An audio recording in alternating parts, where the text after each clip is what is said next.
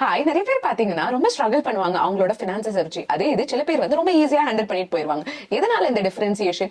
இது வந்து சின்ன வயசுல நம்ம பேரண்டிங்ல இருந்து வருது. நம்ம பேரண்ட்ஸ் வந்து நல்ல காஷியஸா ப்ராப்பரா ஹேண்டில் பண்ணாங்கன்னா அதே மாதிரி தான் குழந்தைங்களும் ப்ராப்பரா மணி ஹேண்டில். அம்மா அப்பாவே ஃப்ளூக்ல ஸ்பெண்ட் பண்ணாங்கன்னா அதே மாதிரி தான் குழந்தைங்களும் என்ன வருது என்ன போகுதுன்னுட்டே தெரியாது, கடைசியில ரொம்ப கடனாளியா வந்துருவாங்க. இதுக்கு நீங்க உங்க குழந்தைங்களை வளர்க்கும் போது இந்த 3 விஷயங்களும் அவசியம் சொல்லி கொடுத்து வளங்க. நம்பர் 1, நீட் அண்ட் வாண்ட்டுக்கு அவங்களுக்கு டிஃபரன்சியேஷன்ஸ் தெரியணும்.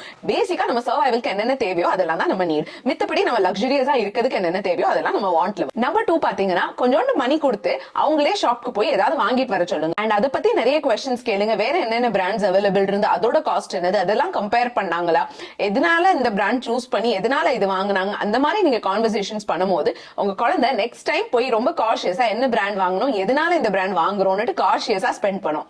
நம்பர் 3 அந்த மோஸ்ட் இம்பார்ட்டன்ட், நம்ம எப்பவும் காசு கொடுத்தாலும் அதை எங்க ஸ்பெண்ட் பண்ணாங்கன்னு கணக்கு கேளுங்க. அந்த கணக்கு அவங்க ப்ராப்பரா சொன்னாங்கன்னா அவங்க அடல்ட் ஆன பிறகு அவங்க காசு அவங்க எங்க ஸ்பெண்ட் பண்றாங்கன்னு அவங்களுக்கு அவேர்னஸ் இருக்கும்.